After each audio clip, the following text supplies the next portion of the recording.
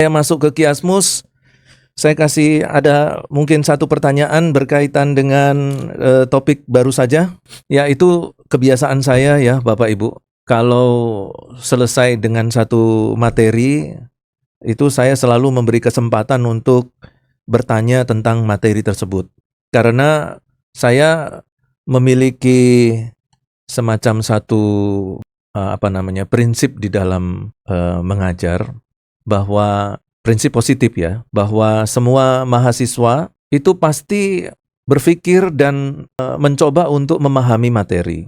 Dan mungkin pada saat perkuliahan atau pada saat pembelajaran dia tidak begitu menangkap, tetapi ketika dia mengulang materi, dia baru menangkap sesuatu atau tidak mengerti sesuatu.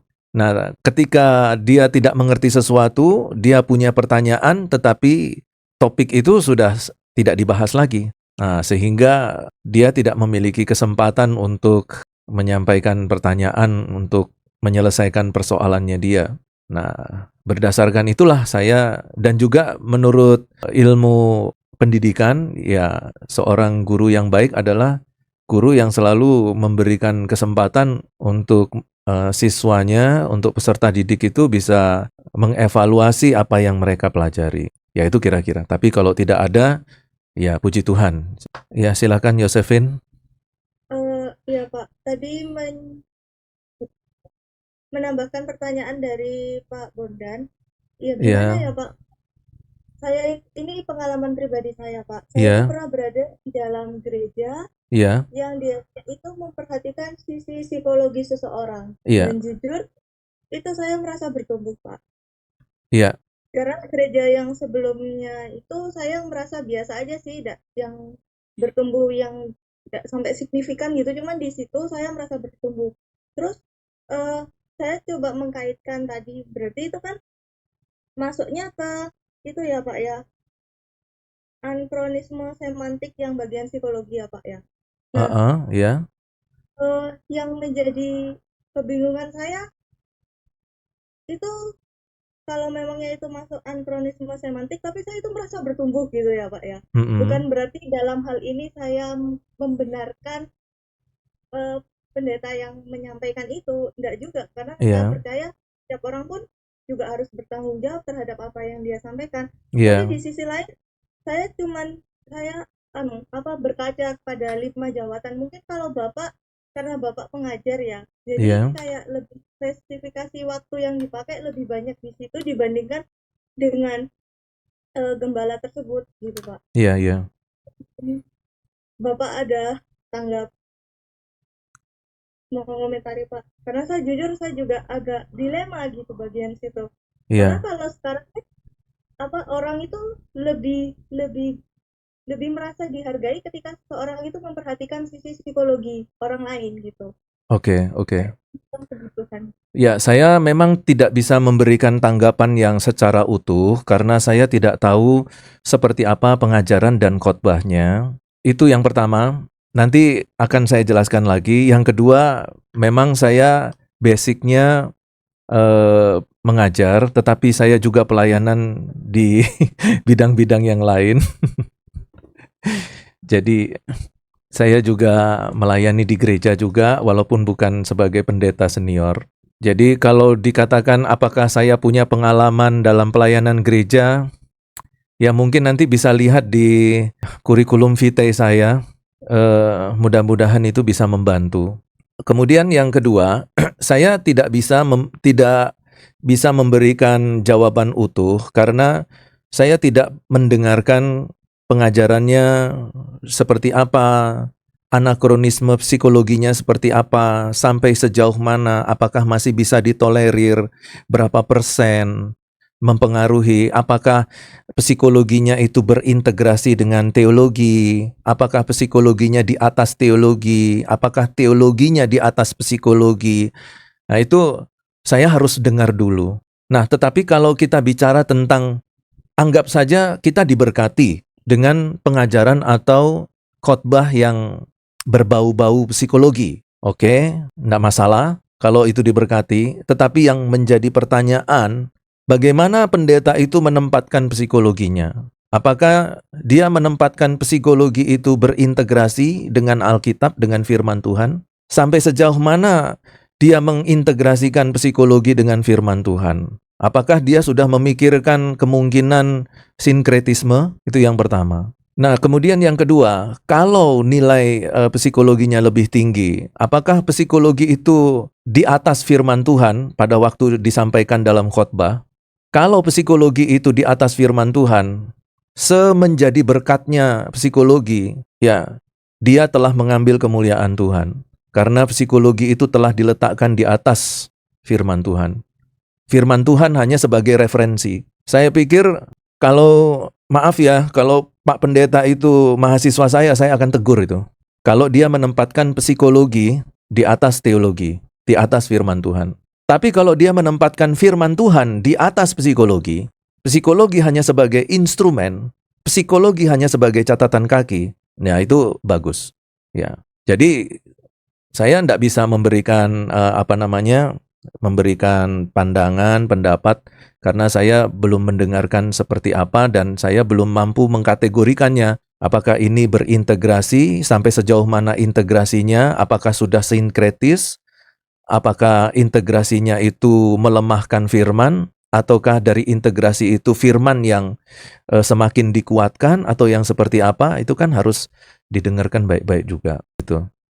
Ya, tapi kalau misalnya dari Josephine sendiri, karena sudah memiliki latar belakang teologi dan juga merasa diberkati, ya saya pikir Josephine sendiri secara pribadi sebagai seorang hamba Tuhan yang sudah yang punya latar belakang teologi, pasti sudah punya saringannya ya, sudah punya saringannya. Jadi kalau misalnya Josephine menilai itu sebagai penyampaian firman Tuhan yang memberkati, ya saya secara positive thinking berpikir oke, mungkin apa yang disampaikan atau yang diajarkan tidak ada masalahnya. Tapi ya untuk lebih jelasnya ya saya harus saya harus mendengarkan. Kalau mendengarkannya pun ada baiknya jangan satu kali. Ya bisa 10 atau 20 kali mendengarkan. Nah, itu baru saya bisa membantu memberi sumbangsih penilaian. Kira-kira seperti itu. Jadi saya hanya sedikit memberikan gambaran saja untuk Josephine. Iya Pak, Iya. tadi Pak kan sempat bilang sejauh mana integrasinya, berarti sebenarnya itu kan masih termasuk anakronisme ya Pak ya, berarti diizinkan atau selama diizinkan selama hanya bersinggungan aja. Ada dua jenis khotbah, ada dua jenis penerapan berkaitan dengan anakronisme. Yang pertama, psikologi itu dimasukkan ke dalam Alkitab. Jadi pada waktu dia menggali firman Tuhan, psikologi dimasukkan. Itu eisegese.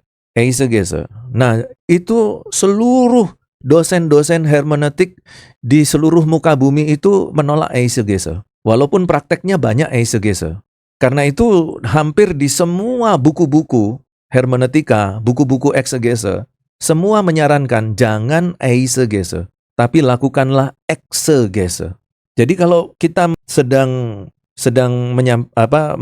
mempersiapkan firman Tuhan, lalu kemudian dalam pemikiran kita itu ada hal yang mau kita sampaikan dan hal itu memiliki kaitan dengan ilmu psikologi, masuk ilmu psikologi. Tapi ketika ilmu psikologi masuk, presentasinya 70% yang dibahas psikologi. 25% firman Tuhan hanya menjadi referensi. Berarti psikologi itu sudah jadi firman Tuhan. Sekalipun itu pembawaannya bagus, siapa yang katakan menyampaikan psikologi diselimuti firman Tuhan itu tidak bagus? Orang terkesima. Jangankan psikologi, seorang motivator dengan kata-kata mutiara pun kalau sudah diembel-embeli ayat firman Tuhan, itu sudah seolah-olah itulah firman Tuhan.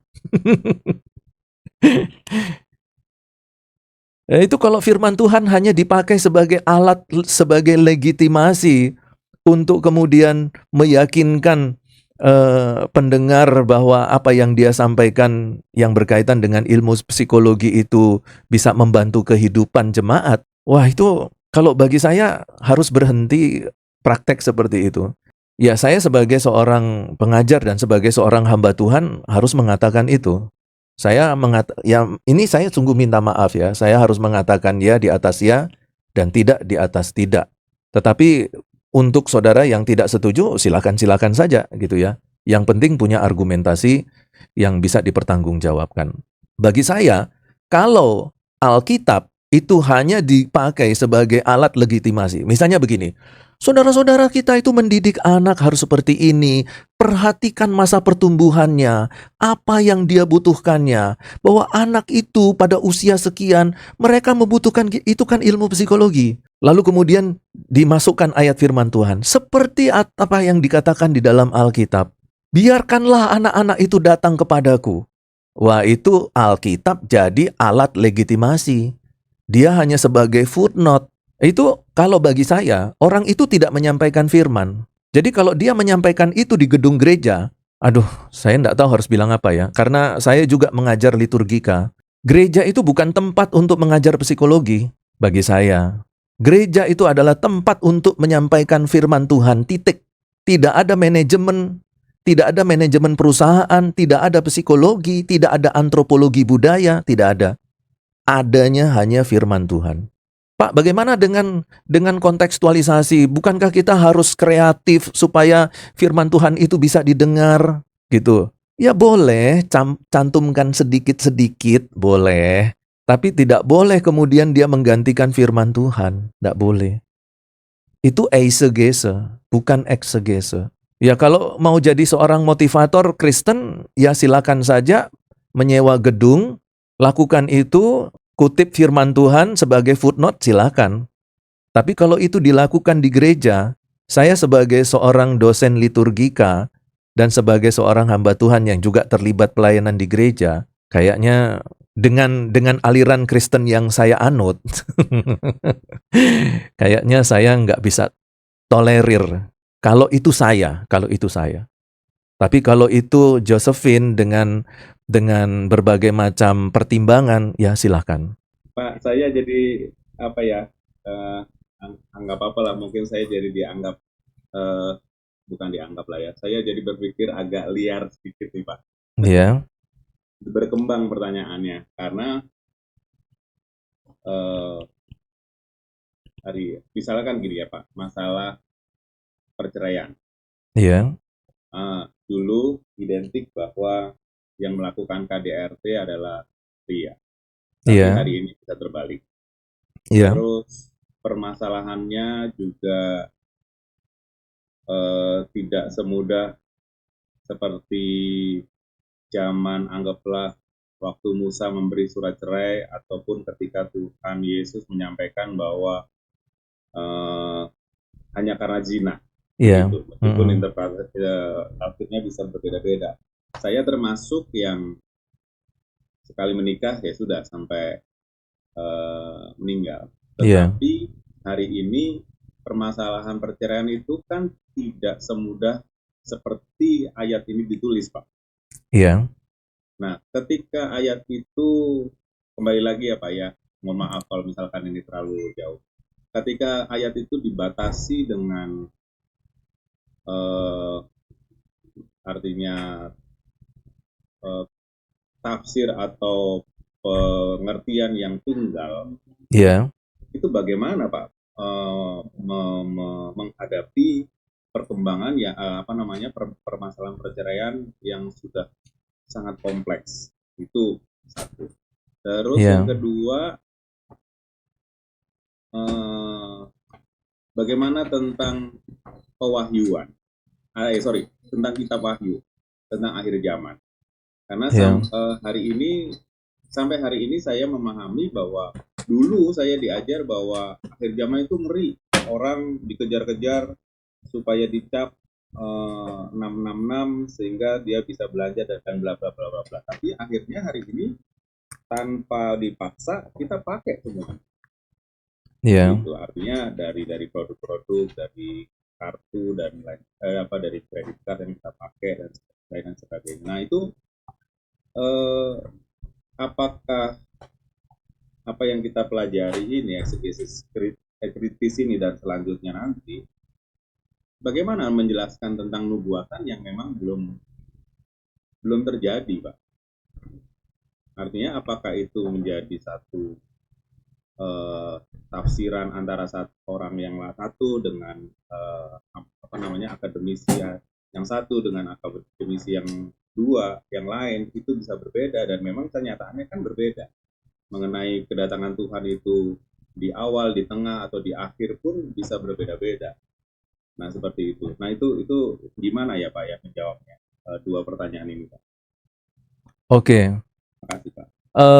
Untuk pertanyaan yang pertama berkaitan dengan keberadaan firman Tuhan, apakah firman Tuhan itu, ini kalau saya coba terjemahkan dalam bahasa yang agak berbeda dengan maksud yang sama. Pertanyaannya begini, apakah firman Tuhan itu boleh ditawar?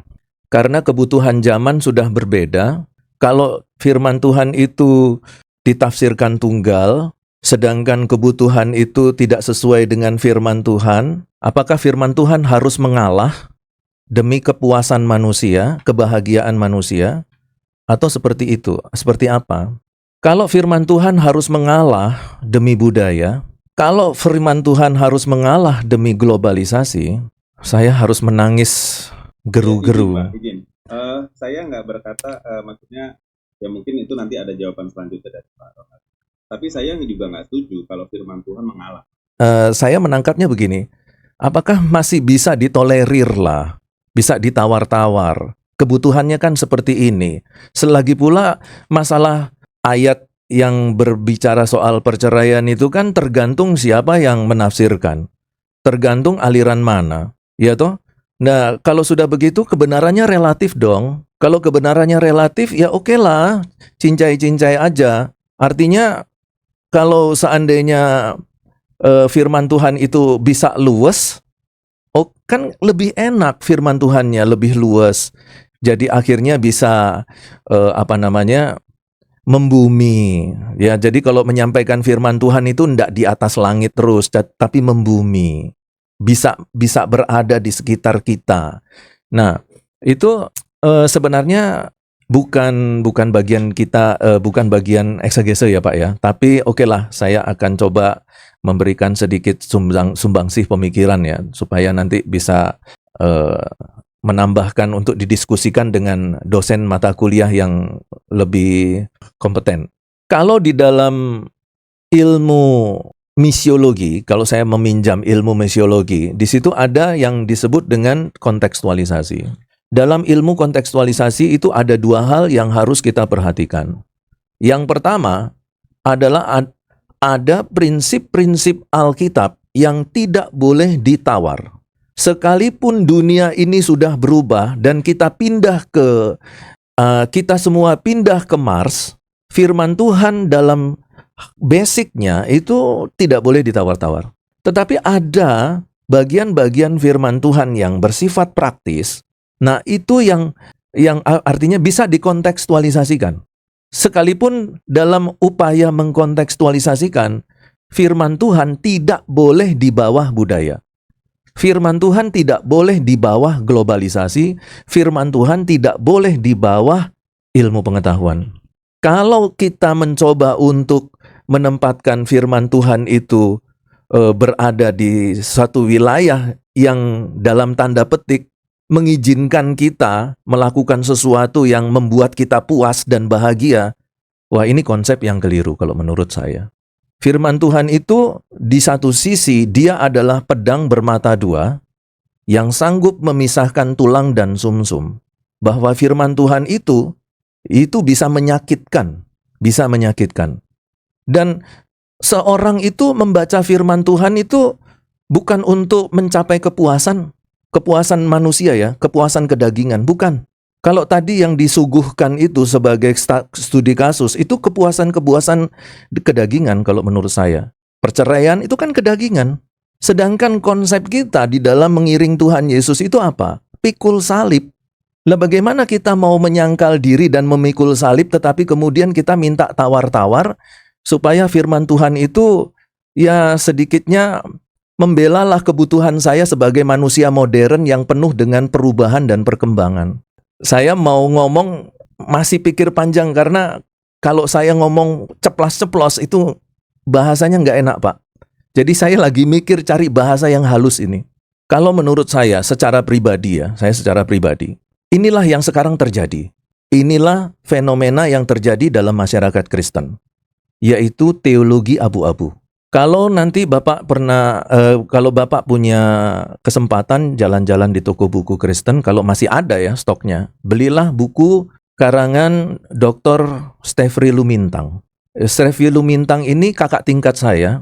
Dia punya gelar doktor ada 4. Sekarang dia profesor. Dia menuliskan satu buku teologi abu-abu. Nah, mungkin nanti berdasarkan buku ini nanti Bapak bisa mendapatkan jawaban yang lebih mendalam lah dari apa yang saya sampaikan.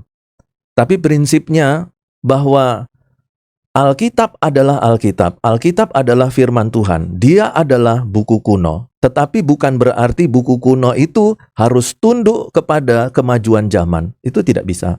Di atas segala sesuatu, kita harus menempatkan Alkitab di atas segala sesuatu. Enak, ndak enak, suka, ndak suka. Alkitab harus di atas segala sesuatu.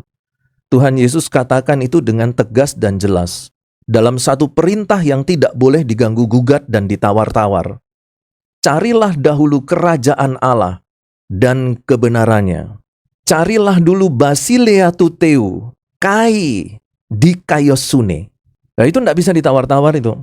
Dan kalau mau mengikut Tuhan sungguh-sungguh, udah jangan pikirkan kenikmatan daging, kesuksesan hidup, karena mengikut Tuhan itu bukan berarti kesuksesan hidup. Saya anti sukses hidup ya, bukan ya.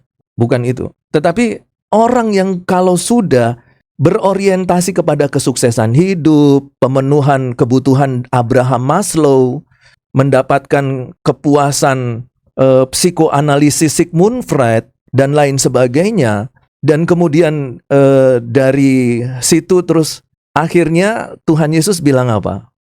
Nah ini sudah ada 2 perahu, ini, bahwa tidak mungkin ada seorang yang bisa mencintai 2 tuan, tidak mungkin ada orang dapat meletakkan kaki di atas 2 perahu, ya. Nah yang berikutnya Tuhan Yesus katakan bahwa kita harus memilih. Apa yang harus kita pilih? Carilah dahulu kerajaan Allah dan kebenarannya, itu yang utama. Dalam bahasa Yunaninya itu zeteite proton. Utama dan pertama-tama. Nggak bisa diganggu-gugat. Memang kalau kita pikir-pikir Tuhan Yesus bisa enggak ya jadi orang kaya? Bisa. Sekalipun dia lahir di kandang domba, tapi dalam masa kehidupannya Tuhan Yesus bisa enggak jadi orang kaya? Sangat bisa. Dia enggak perlu kerja. Uang itu datang sendiri, kekayaan itu bisa datang sendiri. Contohnya apa? Dia bilang sama Simon Petrus, Simon, kamu pergi ke sungai Yordan, mancing. Nanti ikan yang pertama kamu dapat, di dalamnya ada uang. Dia tahu di mana ada uang, bagaimana cara mendapatkannya tanpa harus kerja? Gampang. Tapi Tuhan Yesus bilang apa? Serigala punya liang, burung punya sarang, anak manusia tidak punya apa-apa. Dan yang aku lakukan hanyalah melakukan kehendak Bapa. Itulah tujuan utama dalam hidupku. Jadi dia tidak pusing masalah harta dan kekayaan, tidak punya duit. Itu bukan masalah buat Yesus. Kita tidak punya duit, masalah. Oke. Kemudian yang kedua, itu berkaitan dengan bagaimana kita menggunakan eksegese itu dalam kaitan dengan ayat-ayat yang bersifat apokaliptik dan nubuatan. Secara khusus, kalau kita menganalisa kitab Wahyu. Nah, di sini ada saran yang mau saya sampaikan. Yaitu, ada satu buku karangan Peter Wongso. Dia dosen dari STT Saat Malang. Dia menulis buku Hermeneutik Eskatologi. Jadi, ada hermeneutik khusus, ada eksegese khusus, ada cara-cara khusus di dalam menafsirkan ayat-ayat apokaliptik dan ayat-ayat yang bersifat yang bergenre nubuatan. Nah, nanti dari buku itu nanti kita akan mendapatkan pandangan. Misalnya ketika kita membahas dalam Wahyu pasal 20, kalau tidak salah ayat yang kelima, saya lupa, itu bicara tentang masa 1000 tahun. Masa 1000 tahun kita pandangnya sebagai apa? Sebagai orang yang premilenium, postmilenium, atau amilenium. Bagaimana sikap kita dalam melihat ayat apokaliptik ini? Nah, nanti dalam buku Peter Wongso itu dijelaskan, Pak. Nah, sayangnya kita bertemu hanya 4 hari. Sebenarnya kalau kita masih bisa punya waktu bertemu waktu yang lebih panjang, mungkin saya bisa sharingkan sedikit tentang hermeneutika eskatologi. Ya, jadi intinya seperti itu. Ada banyak hal-hal yang harus kita pertimbangkan sebagai satu ukuran atau kanon ketika kita sedang mengeksegese ayat-ayat yang bersifat seperti memiliki dualistik, ya, memiliki pemahaman yang dualistik. Ya, dimaklumi saja karena hampir sebagian besar 90% ayat-ayat yang ada di dalam kitab Wahyu itu menggunakan bahasa-bahasa simbol. Nah, karena menggunakan bahasa-bahasa simbol, maka kita dalam pendekatan terhadap ayat-ayat tersebut harus menggunakan hermeneutika, metode-metode hermeneutika untuk menafsirkan bahasa-bahasa simbol. Di samping kita juga harus menguasai membekali diri dengan hermeneutik eskatologi tadi. Nah, dengan dua bahan ini ya nanti kita akan bisa menafsirkan ayat-ayat apokaliptik itu secara objektif. Sekalipun kita dikelilingi oleh berbagai aliran dengan berbagai pandangan eskatologi yang berbeda-beda. Iya, silakan Pak Suarman ya, Pak. Iya, betul Pak, betul. Iya, silakan Pak. Coba dulu apa ya Pak ya. Begini Pak, kalau apa yang sudah disampaikan Pak Ronald tadi dan yang sudah dijelaskan ya sangat mendalam pengertiannya, dan apa yang sudah disampaikan Ibu Yosefin tadi ya. Begini Pak, bagaimana dengan sinode yang contohnya pendetanya atau gembalanya, kalau kita melihatkan ada hanya sekolah Alkitab, som atau kursus-kursus Alkitab lah, yang nama-nama yang lain lah. Iya. Lalu apa yang sudah disampaikan Pak Ronald tadi, kalau tidak sesuai dengan metode apa yang sudah kita pelajari, hermeneutika, eksegese atau homiletika dan macam sebagainya, apakah ini agak liar sedikit dan tolong dikoreksi Pak Ronald, apakah mereka berdosa karena mereka belum belajar seperti apa yang kita pelajari seperti ini Pak? Itu yang kedua, sering yang menjadi bahan argumentasi mereka, pengurapan dan iman itu di depan, ilmu di belakang. Jadi bagaimana dengan hal seperti itu? Dan ternyata walaupun orang-orang tertentu dalam berbagai hal, contohnya mereka bisa melayani, lalu mereka belum banyak belajar tentang metode-metode yang seperti yang kita pelajari, eksegese dan macam sebagainya, cara-cara yang lain.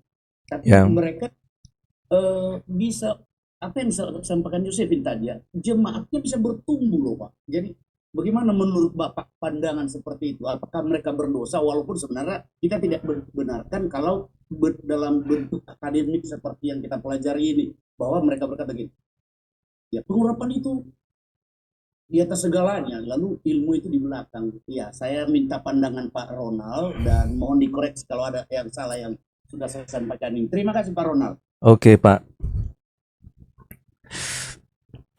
Apa yang Bapak sampaikan itu kasusnya hampir sama seperti yang terjadi di jemaat Galatia. Nah, nanti dalam pembahasan kiasmus, saya akan mengambil contoh kiasmus dari Galatia tentang sunat. Ya, nanti di situ akan rame lagi diskusi tentang sunat. Pertanyaan dasarnya, apakah orang Kristen boleh disunat gitu ya? Tetapi yang ingin saya tegaskan berkaitan dengan pertanyaan Pak Suarman, yaitu sesuatu yang bagi Paulus itu sudah berkaitan dengan pelanggaran dogma utama Kristen, maka itu disebut sebagai Injil lain. Kalau saya pikir Bapak Ibu sudah tahu lah ya, Galatia itu bunyinya seperti apa di ayat yang ke-7, mulai dari ayat 6 ya. Aku heran Galatia 1 ayat 6. Aku heran bahwa kamu begitu lekas berbalik daripada Dia, yang oleh kasih karunia Kristus telah memanggil kamu dan mengikuti suatu Injil lain. Yang dimaksudkan Injil lain itu seperti apa sih? Sebagian besar teolog sepakat bahwa yang dimaksudkan Injil lain itu adalah pengajaran-pengajaran Yudaisme. Dan sebenarnya pengajaran-pengajaran Yudaisme itu apa salahnya? Kita itu akar dari kekristenan itu adalah Yudaisme. Gereja yang sekarang itu sedang kita bangun, itu adalah gerejanya orang Yudaisme. Ini saya mengajak saudara untuk berpikir kritis. Begini, kalau kita berpikir, saya punya gereja, saya mau tanya, gereja itu gereja perjanjian baru atau gereja seperti apa sih? Sudah belajar liturgika? Bagaimana konsep munculnya gereja? Sudah belajar? Kalau belum belajar, untuk membuat kita berpikir kritis, saya kasih pertanyaan ya, Bapak Ibu ya. Saya mau tanya nih, pada waktu rasul-rasul itu mendapatkan karunia Roh Kudus diurapi dengan lidah semacam lidah-lidah api, lalu mereka kemudian mendirikan gereja yang pertama dengan jumlah 3.000 jemaat. Itu gereja yang seperti kita atau gereja yang seperti apa? Saya mau tanya. Gereja yang didirikan oleh Petrus itu konsep gerejanya apa pada masa itu? Gereja yang seperti kita? Bukan. Sinagog. Rumah peribadatan Yahudi. Saya mau tanya lagi. Paulus melakukan perjalanan penginjilan sampai 3 kali perjalanan misi. Mendirikan gereja di mana-mana. Saya mau tanya, yang didirikan Paulus itu gereja yang seperti apa? Yang didirikan Paulus? Sinagog. Paulus itu adalah dasar teologi Kristen, dasar dari dogma gereja. Fondasi gereja itu berdiri dalam teologinya. Yang dibangun yang didirikan sinagog. Saya mau tanya, Tuhan Yesus sebagai narasumber utama filosofi teologi perjanjian baru, dia beribadah di mana? Bait suci. Apakah Tuhan Yesus melarang jangan beribadah di bait suci? Kita orang berbeda, kita orang perjanjian baru. Ayo kita bikin kumpulan lain, bikin ibadah tandingan, ibadah perjanjian baru. Tuhan Yesus katakan itu? Tidak. Yang Tuhan Yesus katakan apa? Ini rumah Bapakku. Yang ditunjuk rumah Bapa itu apa? Rumah ibadat Yahudi. Ya, jadi kembali lagi ke pertanyaan Bapak Suarman. Jadi kalau kita berpikir sekarang, saya berada di dalam sebuah gereja. Dan kalau sekarang saya berada di dalam sebuah gereja, saya tahu pendeta-pendetanya tidak pernah mendapatkan ilmu teologi yang matang, atau mungkin para majelisnya atau hamba-hamba Tuhan yang di sana tidak ada yang lulus sarjana, lulus S2 teologi, tetapi tetap diberkati. Itu bagaimana, Pak? Bagi Paulus harus ada keseimbangan antara kebenaran, antara iman, antara spiritualitas dan pengetahuan teologi. Jadi gereja yang sehat adalah gereja yang memiliki keseimbangan secara teologi dan juga gereja yang memiliki keseimbangan di dalam iman. Sekarang saya mau tanya, gereja yang menurut Bapak Ibu, gereja yang diberkati itu seperti apa? Ayo kita coba kumpulkan dalam bentuk brainstorming. 1, gereja yang sungguh-sungguh, gereja yang punya aktivitas padat. Kemudian gereja apa lagi, Bapak Ibu? Gereja yang memperhatikan diakoni, gereja yang pengajarannya sehat. Itulah bagi pandangan kita manusia. Wah, itu gereja diberkati Tuhan. Ya Pak ya, gereja yang diberkati Tuhan itu. Mari kita cek, apakah gereja seperti itu diberkati Tuhan? Dalam Wahyu pasal yang kedua, tuliskanlah kepada malaikat jemaat di Efesus. Inilah firman dari Dia yang memegang ketujuh bintang itu di tangan kanannya dan berjalan di antara ketujuh kaki dian emas itu. Aku tahu segala pekerjaanmu. Aku tahu, kata Tuhan Yesus, segala pekerjaanmu, jerih payahmu, ketekunanmu. Ini gereja hebat. Jangan dipikir ini bukan gereja hebat ini. Tuhan akui loh. Tuhan akui pekerjaannya, jerih payahnya, ketekunannya. Ini itu jemaatnya merasa diberkati enggak, Nuh? Jemaat di gereja ini merasa diberkati enggak? Dengan pekerjaan jerih payah, ketekunan yang diakui oleh Tuhan Yesus. Diakui oleh Tuhan Yesus, bukan ketua sinode. Aku tahu bahwa engkau tidak dapat sabar terhadap orang jahat. Nggak ada kompromi, nggak ada namanya hitam, nggak ada namanya abu-abu. Hitam-hitam, putih-putih. Ini gereja luar biasa. Bahwa engkau telah mencobai mereka yang menyebut dirinya rasul. Tetapi yang sebenarnya tidak demikian. Bahwa engkau telah mendapati mereka pendusta. Dia bisa menilai pengajaran. Ada pengajaran sesat langsung ketahuan, langsung terdeteksi. Jangankan khotbah salah banyak, salah sedikit saja langsung terdeteksi. Ini eksegesenya, hermeneutiknya orang-orang Efesus dahsyat, diakui oleh Tuhan. Engkau tetap sabar dan menderita oleh karena namaku. Hebat ndak ini gereja? Dan engkau tidak mengenal lelah. Kita masih mengenal lelah. Namun demikian, apa kata Tuhan? Aku mencela engkau oleh karena namaku. Aku mencela engkau karena engkau telah meninggalkan kasihmu yang mula-mula. Kalau kita melihat sebuah gereja hanya berdasarkan kemampuan logika manusia yang terbatas, seberapa hebat kita menilai? Kita tidak mampu menilai gereja secara supranatural, secara transenden. Kita hanya melihat gereja secara imanen. Kita pikir gereja kita baik-baik saja. Kita pikir gereja kita tidak ada masalah dan tidak berdosa. Dalam pandangan kita yang imanen. Tapi bagi pandangan Allah, gereja itu harus bertobat.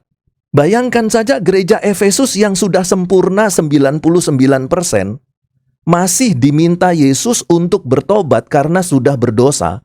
Nah sekarang mari kita bandingkan dengan gereja kita, yang tidak punya S2 teologi, yang tidak mampu menilai apakah sebuah khotbah itu ada ajaran salahnya atau tidak. Tidak seperti Efesus.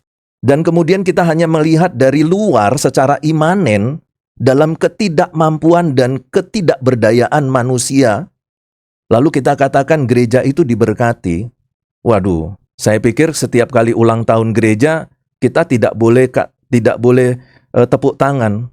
Yang harus kita lakukan itu menangis. Karena apa? Karena gereja sudah berulang tahun 25 tahun, tapi bukan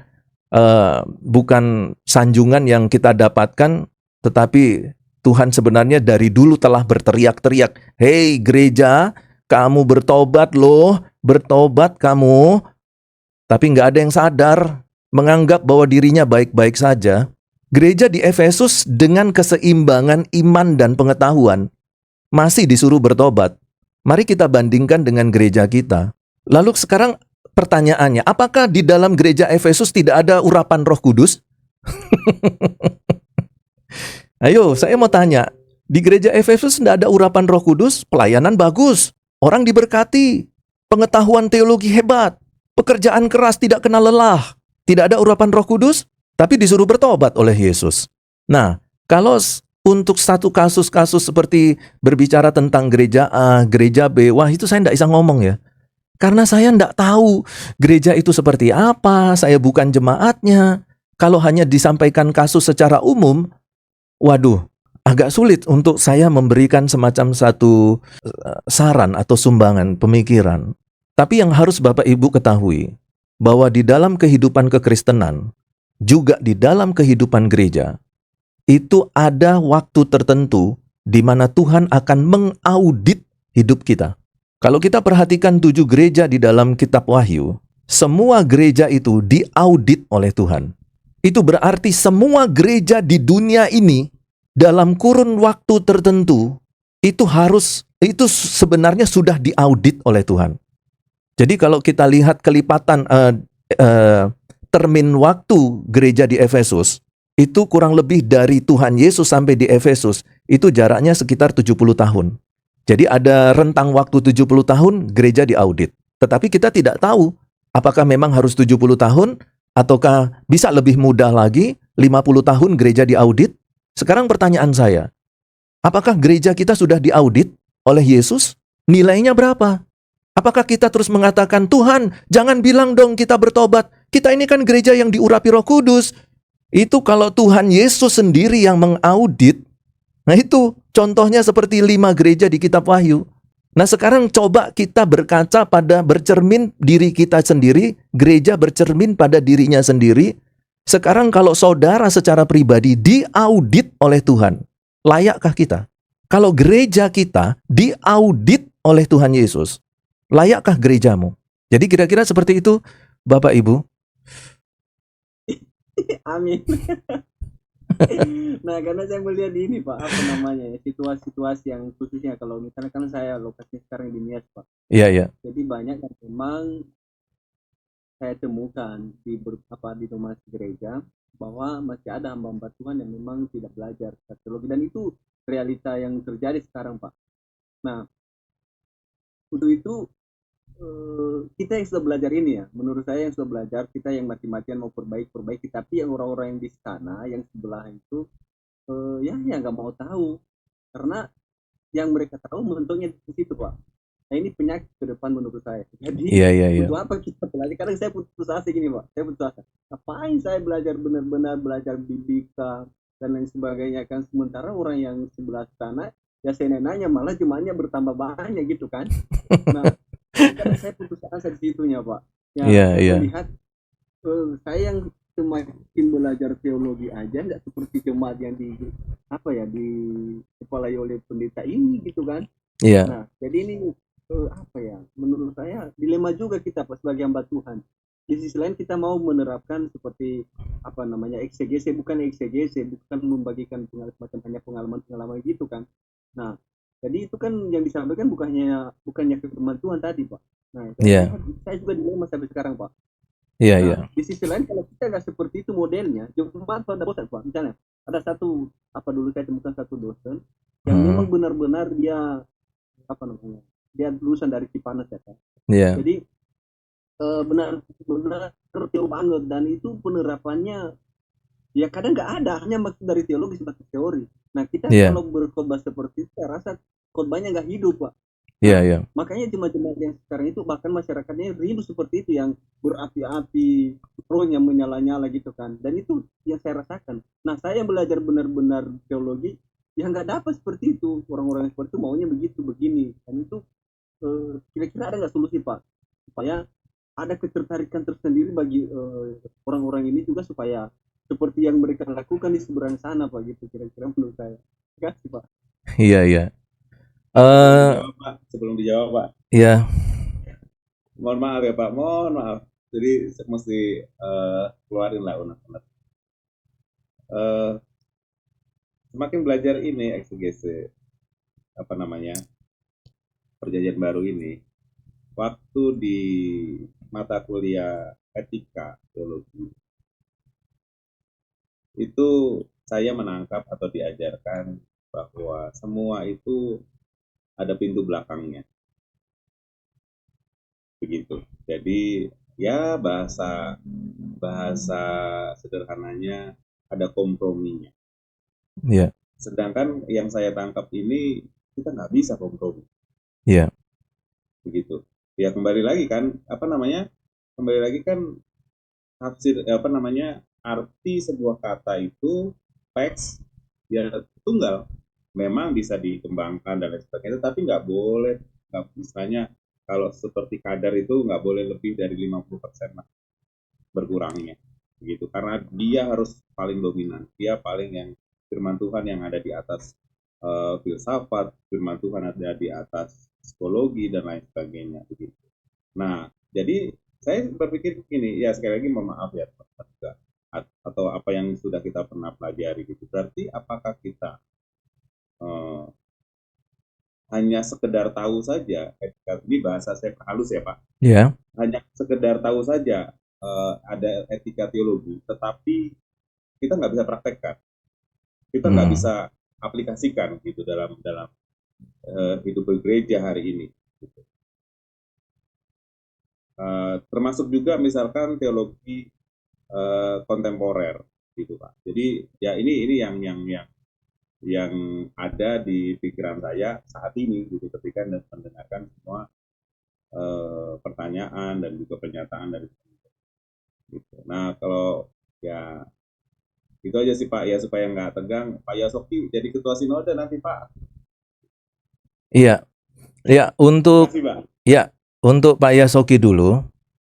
Saya waktu Pak menyampaikan pertanyaan itu, saya ingat ada satu lagu sekolah minggu, Pak. Di dalam dunia ada dua jalan, jalan yang lebar, jalan yang sempit. Mana yang ya ada dua jalan, Mana kau pilih Pak? lebar dan sempit. Mana kau pilih? Lebar. Ku mati. Iya, ya itulah. Saya sampai diajari anak saya ini ada di samping sih. Ya, gini Bapak Ibu.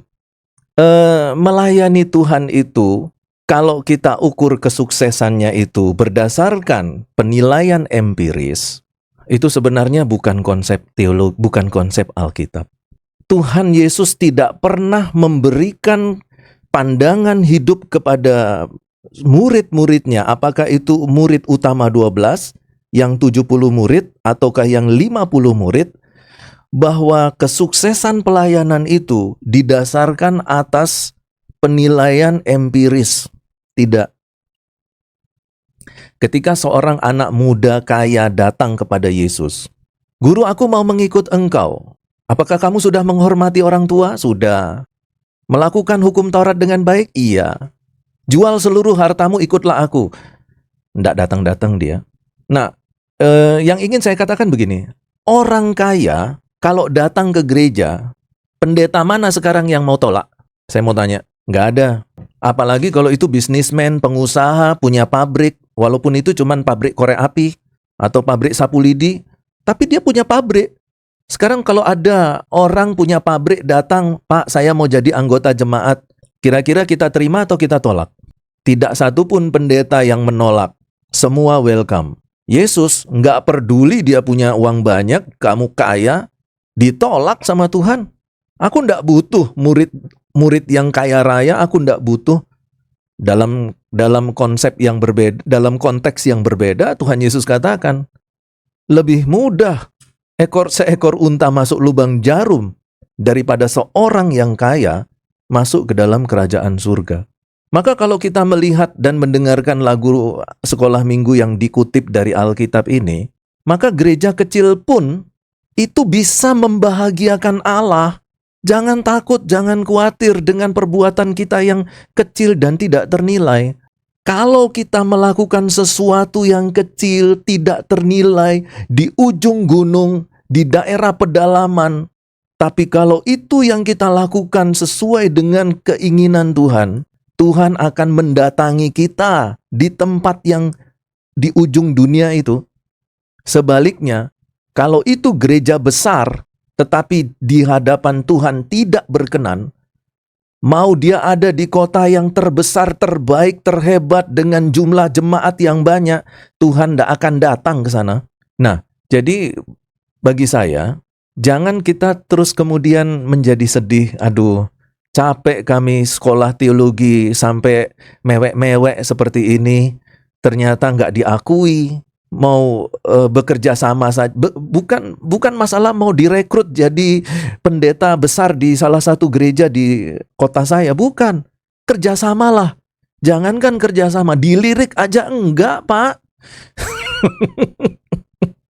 Dilirik aja enggak. Wah, ini menarik sekali nih kalau bicara-bicara seperti ini kita kaitkan dengan perpuluhan. Oh, itu menarik sekali. Contoh, gereja Pak Yasoki misalnya 10 orang. Gereja temannya Pak Yasoki 1000 orang. Masing-masing gereja memberi perpuluhan. Pak Yasoki dapat perpuluhan dari 10 orang. Temannya Pak Yasoki dapat perpuluhan dari 1000 orang. Saya mau tanya, yang 1000 orang itu, gereja itu mau ndak bagi perpuluhannya ke tempatnya Pak Yasoki? Fakta. Kalau jawaban idealis ya sebaiknya kita kasih. Jawaban idealis. Jawaban realis, nggak ada yang pernah mau kasih. Apalagi kalau beda denominasi. Sekarang pertanyaan saya, Apakah sistem perpuluhan itu seperti itu? Sistem perpuluhan. Saya tidak berbicara kasih atau tidak kasih, tetapi dari nilai keadilan. Apakah Tuhan itu setuju dengan penerapan perpuluhan kalau yang kecil dapat sedikit, yang besar dapat banyak, lalu yang besar tidak pernah mau berbagi? Alkitab ketika berbicara tentang perpuluhan, sistem keadilan itu terjadi. Semua yang namanya Imam Lewi dapat bagian. Dapat bagian. Sekarang pertanyaan saya, pendeta dapat perpuluhan? Dapat. Dosen dapat perpuluhan? Tidak dapat. Kenapa? Karena tidak pelayanan di gereja. Bukan pendeta senior. Itu yang Tuhan inginkan? Apakah pendeta itu orang termasuk kelompok Lewi? Ya. Apakah seorang dosen kelompok Lewi? Ya. Apakah yang melayani di panti asuhan adalah orang Lewi? Dari suku Lewi? Ya. Mereka adalah kelompok hamba Tuhan yang melayani Tuhan. Tapi pertanyaannya, siapa yang dapat perpuluhan? Dosen? Tidak. Yang melayani di panti asuhan? Tidak. Yang melayani di gereja? Dapat. Sebanyak apa? Sebanyak jemaatnya.